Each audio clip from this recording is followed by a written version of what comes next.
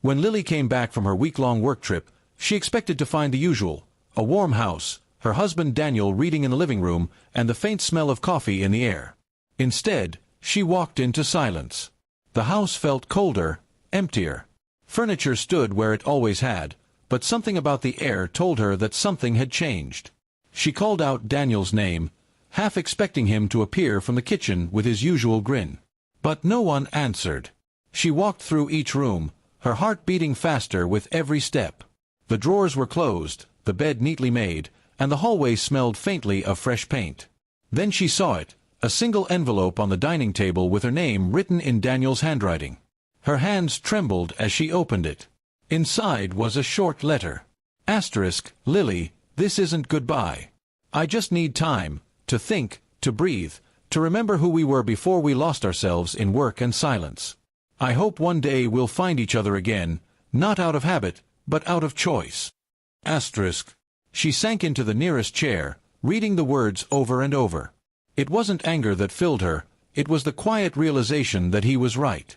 They had been drifting apart for months. Quick breakfasts, late-night meetings, polite conversations that felt like echoes of something that used to be alive. She had thought they were fine because nothing was wrong, but in truth, nothing was right either. Days turned into weeks. Lily went through the motions: work, sleep, repeat. At first, she kept expecting Daniel to call.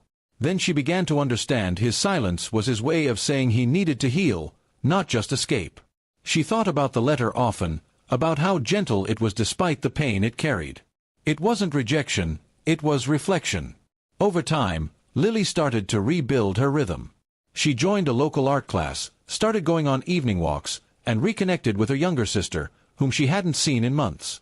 Slowly, she began to see how much of herself she had set aside for the routine of being busy. For the first time in years, she asked herself what made her happy, not as a wife, but as a person. Months passed quietly. One evening, as she walked home from work, she passed by a small bookstore with a familiar scent of old paper and wood. Something about it reminded her of Daniel, the way he used to lose himself in books. She walked in, and her eyes fell on a display table featuring a collection of local authors. Her breath caught when she saw one of the covers, asterisk 8 months apart. Asterisk, the author's name was Daniel. She froze for a moment before gently picking it up. The first page carried a note, asterisk, to the woman who taught me that silence can speak, and that love is not possession but understanding. Asterisk, her eyes blurred. It wasn't just a book, it was his way of reaching out. She bought a copy and sat in a nearby cafe, reading it cover to cover. It wasn't about them directly, but every chapter carried pieces of their story. Two people who had lost touch with themselves before learning to listen again. It wasn't bitter. It was honest, humble, and filled with hope. That night, she sent a message she had typed and deleted 100 times before, asterisk, I read your book. Asterisk, a few minutes later, her phone buzzed with a reply, asterisk, then you already know everything I wanted to say. Asterisk. They met a week later at that same bookstore. When Daniel walked in, he looked older, calmer, perhaps, but his eyes still carried the warmth she remembered. They didn't rush to hug or apologize. They simply talked. He told her about the cabin he had rented during those 8 months, where he had written, thought, and learned to slow down. She told him about her art classes and how she had started painting again. Neither of them spoke about getting back together immediately.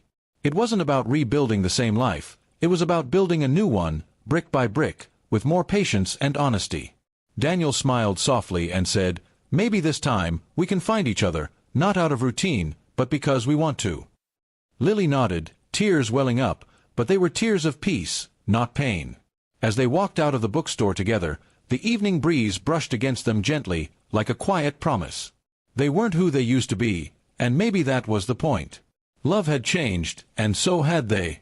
But now it was stronger, not loud, not dramatic, just quietly real.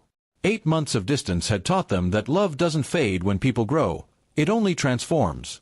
And sometimes, the space between two hearts isn't an ending. It's simply the distance love needs to breathe again.